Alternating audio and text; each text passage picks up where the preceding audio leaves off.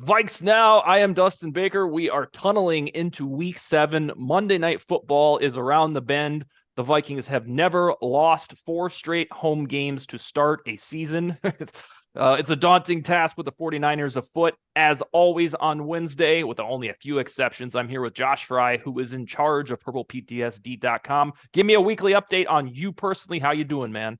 I'm doing good, man. We got NBA basketball right around the corner. We're already a third of the way through the NFL season. Just crazy to think about. It's flying by so fast, but a lot of great football ahead of us. College is heating up. So a lot of stuff going on. The sports equinox is right around the corner. So it's a good time to be alive.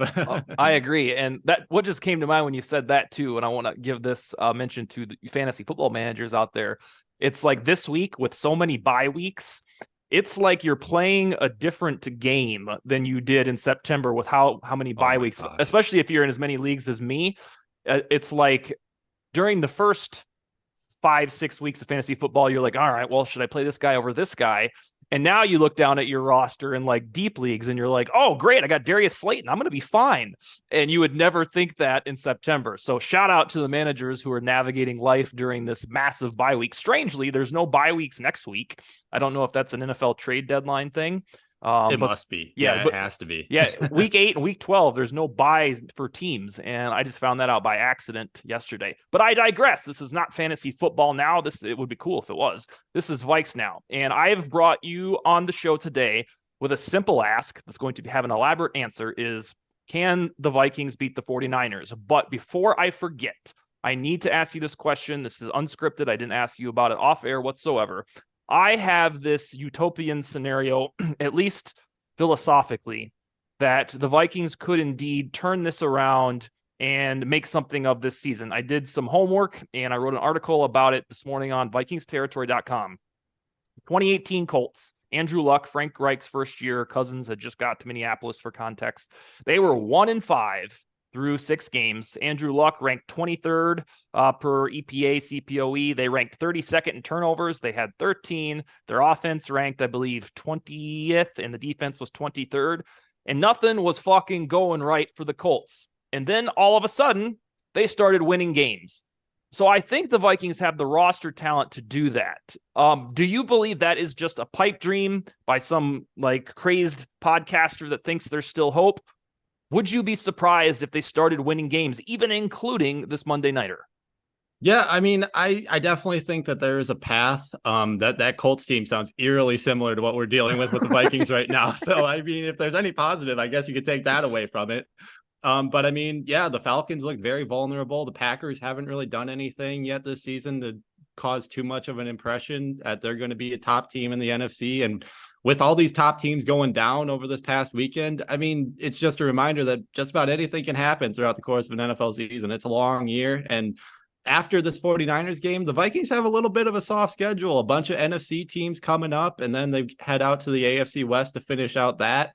But I mean, they've gotten the majority of their top matchups out of the way outside of the Lions, who they're going to face twice in the last 3 weeks. But I don't think it would be too shocking if they went on a little bit of a run. I still need to see them fix a lot of their problems before I'm firmly like, yes, they're going to do it. And maybe Monday night is kind of the time for them to start turning that thing around. But yeah, I don't think that it'd be so shocking for them to beat Green Bay at Lambeau, especially considering what happened there last year. Going to Atlanta wouldn't be a shocking one either. And New Orleans hasn't looked like a juggernaut of a team by any means. So I do think that there is certainly a path with all these teams that are sub 500, hovering right around 500 on their schedule in the next 6 to 8 weeks.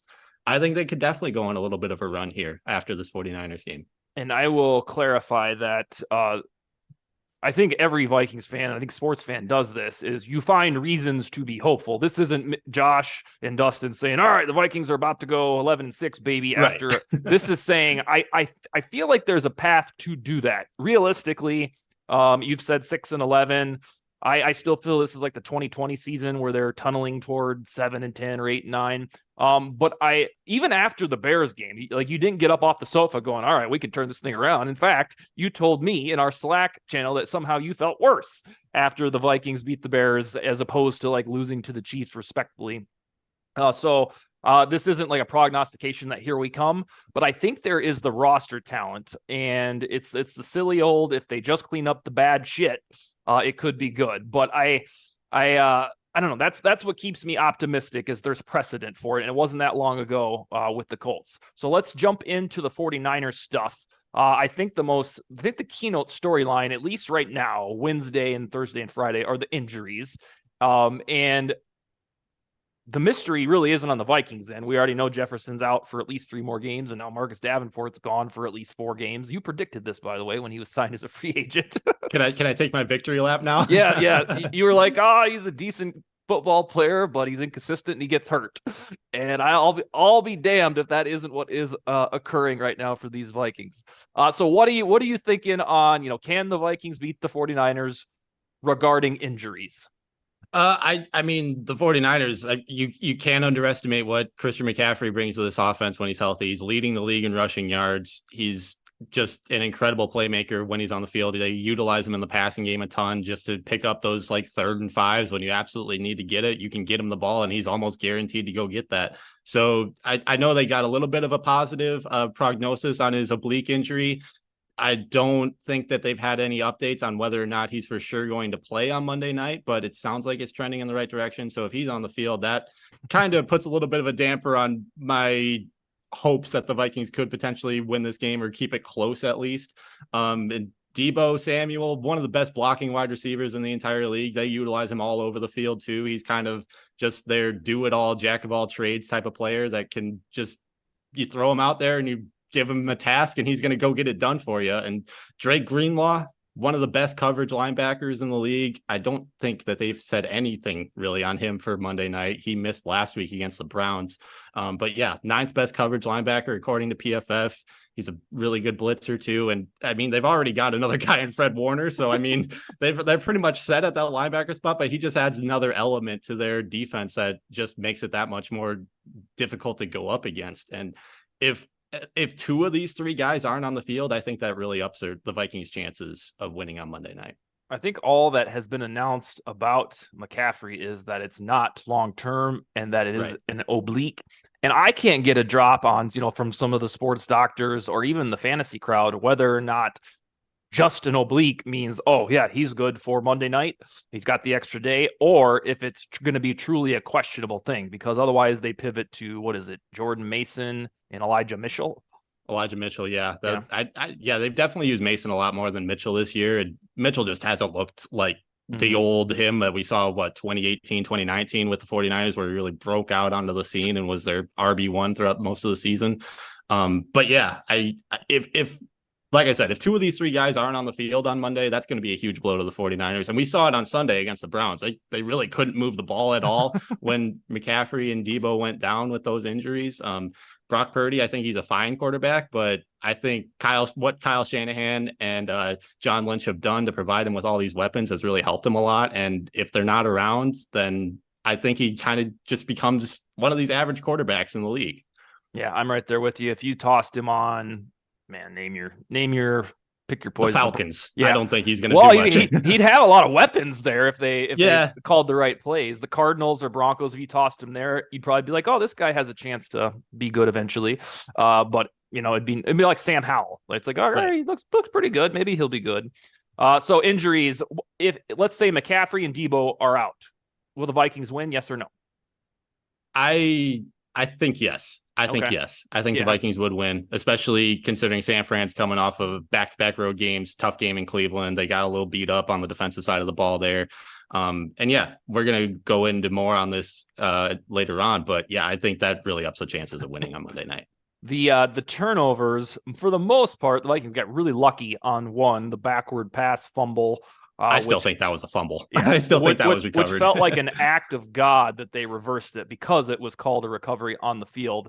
And I mean, that was a game swinging play. That was the type of fumble call transaction that had gone against the Vikings all year. And it's hilarious that this one probably, in terms of justice, should have been the Bears' ball and then just wasn't. But unsurprisingly, the Vikings won when they finally won the turnover battle.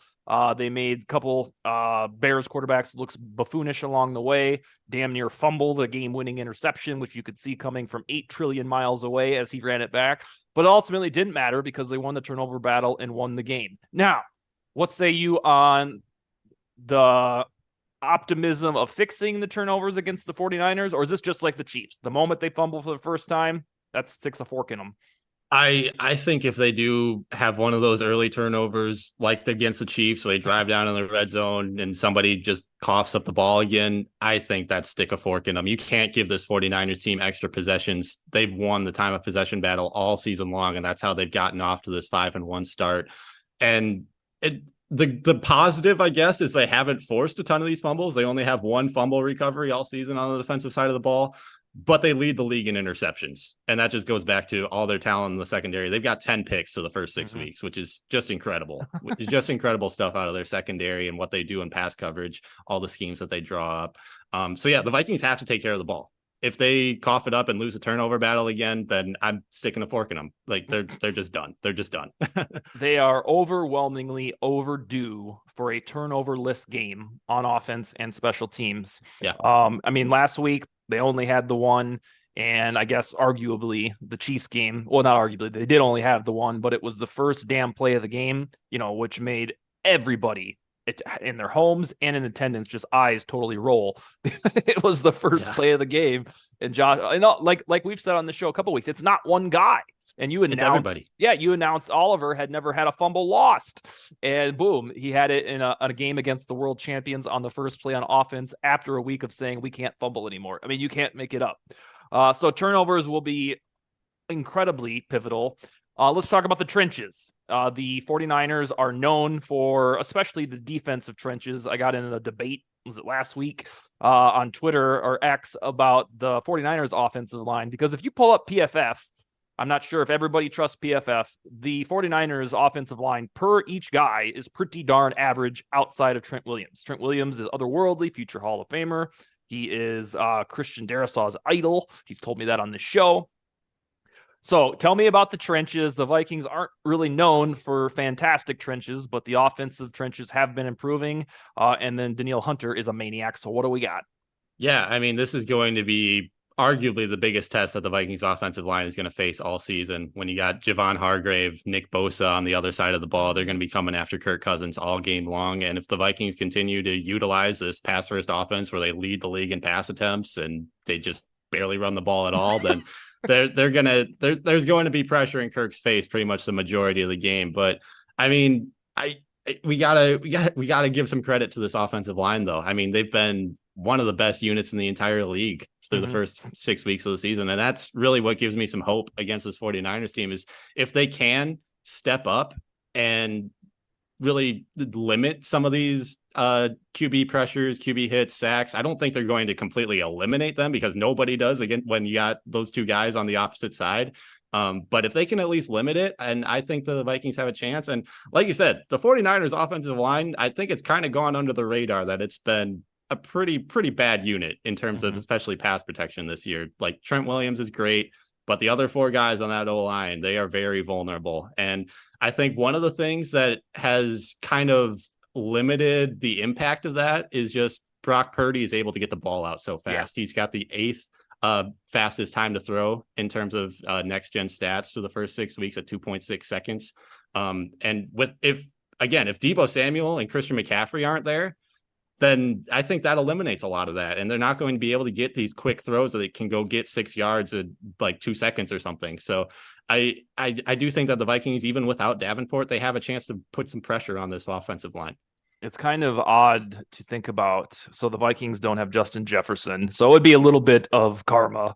Not that 49ers deserve it. Or I guess equalizer if the 49ers don't have McCaffrey or Deebo. But if the 49ers don't have Deebo or McCaffrey, they really just turn into a team on offense. Yeah. Like, they're just a bunch of guys led by Mr. Irrelevant.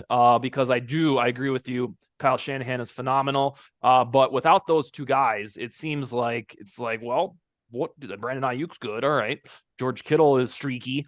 So it feels like they become beatable, especially with the trenches that they have that are usually called just outstanding. We just kind of, you know how we always say the Steelers defense is just wonderful because it's their Steelers defense. We do the same thing with Shanahan's offensive line. We're like, oh, the trenches are just wonderful. And it's anchored by Trent Williams. But after that, I think it is a product of the play calling, and to your testament that Brock Purdy is forced to get the ball out fast, A, by his coach, and then B, because I think they know that their guard play and the other dude on the right side of the offensive line, they're not gangbusters, and I think we just kind of gloss over it. So the trenches will undoubtedly be an item to watch. I think arguably outside of the Eagles or right next to the Eagles, these are the two best defensive fronts that the Vikings will see all year. And again, it all lets up after this game. The Vikings have some version of the Packers. We don't know if they'll be hot and off a 1-game win streak. And the Falcons, the Saints, let's see, the Broncos, the Bears, and the Raiders. So this was always the point on the schedule where things were going to get mushy in a good way. So if there was ever time for the win streak that we teased, it would be now. Penalties. Tell me about those. The Vikings, generally speaking, this year aren't terribly penalized, but some of them have been a little ugly. Yeah, I mean, the Vikings overall, I think we got to give them credit in that area too. They're one of the least penalized teams in the entire league, averaging only 5 penalties and 42 yards on those penalties per game, which is one of the lowest in the entire NFL. Meanwhile, the 49ers, they are the 4th most penalized team, averaging 7.5 of those per game for 64 yards, which if that continues, that could be a pretty big swing in this game. We saw it last week against Cleveland. They had 2 penalties on the defense during that drive where Cleveland went down and kicked that field goal to take the lead, and then ultimately win the game after Jake Moody missed his on the other end.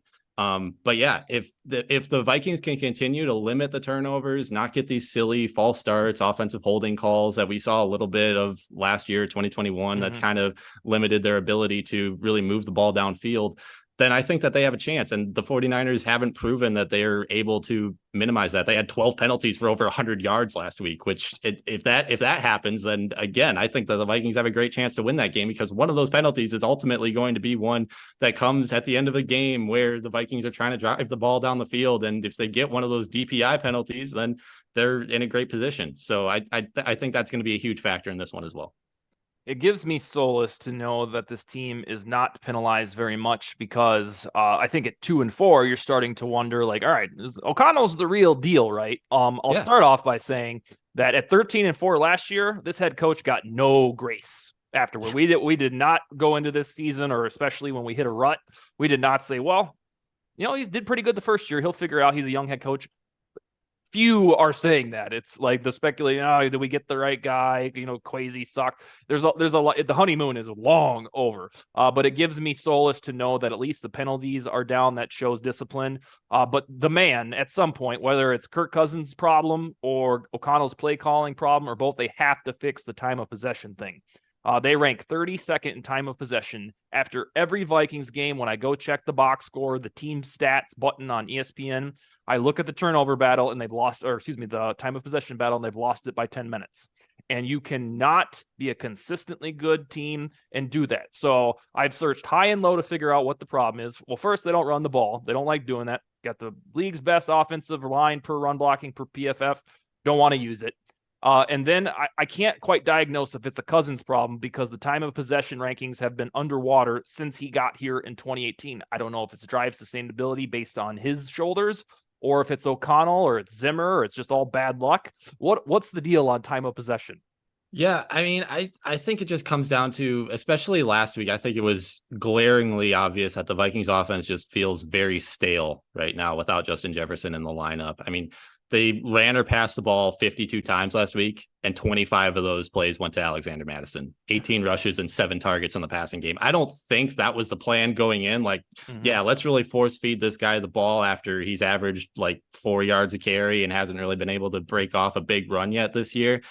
So I think it comes down to, they just need to be a little bit more creative in the scheme, and Kirk just needs to find more of his receivers. They have to move the ball around a little bit more rather than just force feeding it to Alexander Mattison, because he's proven that he's not really capable of being that bell cow guy. I think he definitely has a role in this offense, but when you make a trade to go get Cam Akers, you draft Ty Chandler last year, I think you need to mix things up a little bit more, especially in the backfield. And if they do that a little bit more, I think if you you just get one of these targets to Cam Akers, let him break off a big run, because he's averaging almost 6 yards per carry with the Vikings on only 11 carries this year. And Ty Chandler, he's been, I think it's like 6.5 yards per touch that he's averaged, and he has like 8 rushes all season long. So I just think they need to mix things up in the backfield a little bit more. Don't rely as much on Alexander Mattison. Get him a fair share of the carries, because he's definitely like, he's a powerful back. He can definitely drag some guys downfield if you need to get like 3 or 4 yards. But I just don't think he's a guy that you can rely on throughout this entire season to go get you to carry you to wins, because we're at the point where the Vikings are at 2-4. They have to start stringing some of these wins together if they're going to go on that run like we talked about, and maybe sneak into the playoffs at 9-8 or 10-7. So just a little bit more creativity is what I'm looking for on Monday. From the moment they re-signed Madison, I believe that was March something, I envisioned, no matter whether it was Ty Chandler, who was already on the roster, Dalvin Cook staying, Dwayne McBride drafted, or the Cam Akers trade, I envisioned at some point, probably now or a little bit before, that they would have an equitable split, like 60-40 or 50-50, and to do a true running back by committee. I always had a sneaking suspicion that they liked Madison and wanted him back. But to what you said about the number of touches in the Bears game, there's no reason that you can't split that, down the middle with Akers, who it isn't like Akers has been like, oh yeah, well, hopefully get him some touches, he'll get going. No, he looks great. Yeah. And so that's why it's so deafening from Vikings fans right now that are saying, give Akers the ball, bench Madison. I think it should be, it's so long. I think they're, like you said, a role for Madison, but I think it really needs to be an even split, because what they're doing right now isn't quite working. All right, I got one more topic for you, and I want to talk about the 49ers mood, and they're, coming off the back-to-back road games. So as soon as Jake Moody missed that field goal, I said to my wife, oh, here we go, because now they have a reason. They got chalkboard material to be mad. They'll get back on the winning schneid against the Vikings. I always think that, though, the week before the Vikings opponent comes to town, I always look to see if they're going to be motivated. Same thing happened with the Chargers a few weeks ago. What about back-to-back road games, and what about the perceived anger by a 49ers team that wants to start winning again? Yeah, I mean, I definitely think that 49ers are going to come in angry about what happened last weekend. They're going to be motivated to come in and win this game. And I do think that they're probably going to win this game as long as they've got their offensive weapons back on the field. But back-to-back road games are no joke, man, especially when you're going against a tough team like Cleveland. Like, they've got a terrific defensive front. Their offensive line is no joke, even with Deshaun Watson out and Nick Chubb out. They're able to move the ball and be a powerful, especially running team on the offensive side. And that's going to take a toll. Through the first 6 weeks, I went back and checked all the schedules. NFL teams are 10-13 on the second week of a back-to-back road series. And in the NFC, it gets even worse. NFC teams are 3-9 in those games. So I do think that there's something to say about that, especially when it's a West Coast team and they're making these big travels to Cleveland and now Minneapolis.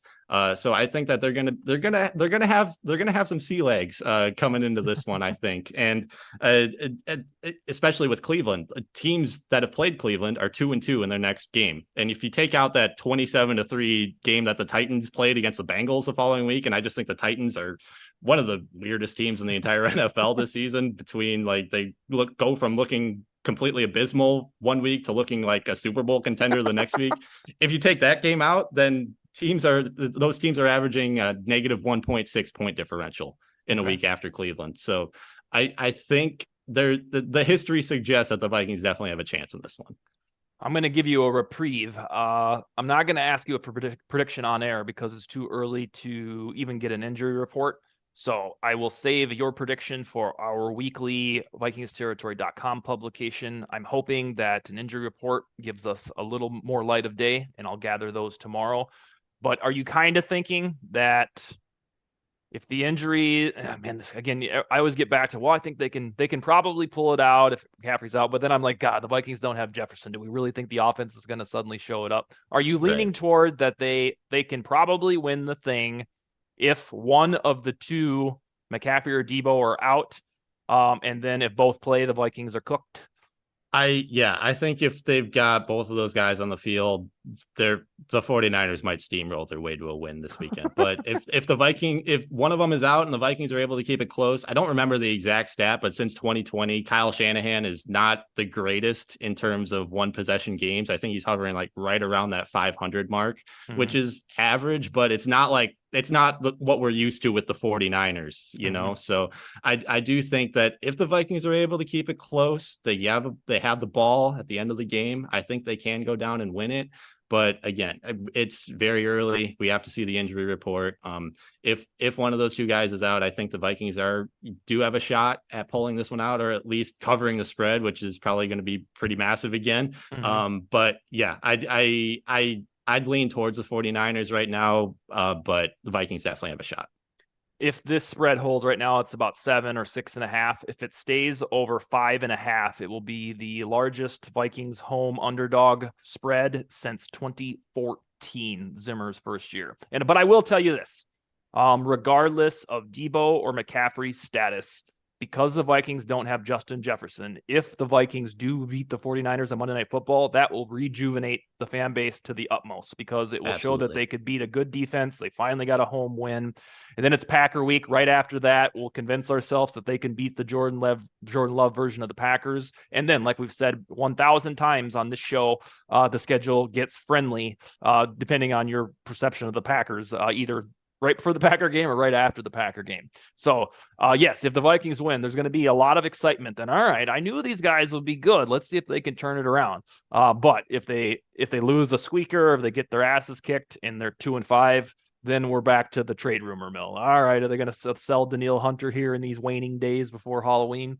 That's where we're at. All right, man. When we do, you and I chat again in 1 week, it'll be Packer week, and we shall see, what our topic is about. All right. Sounds great, man. See you then. All right, take it easy. Later.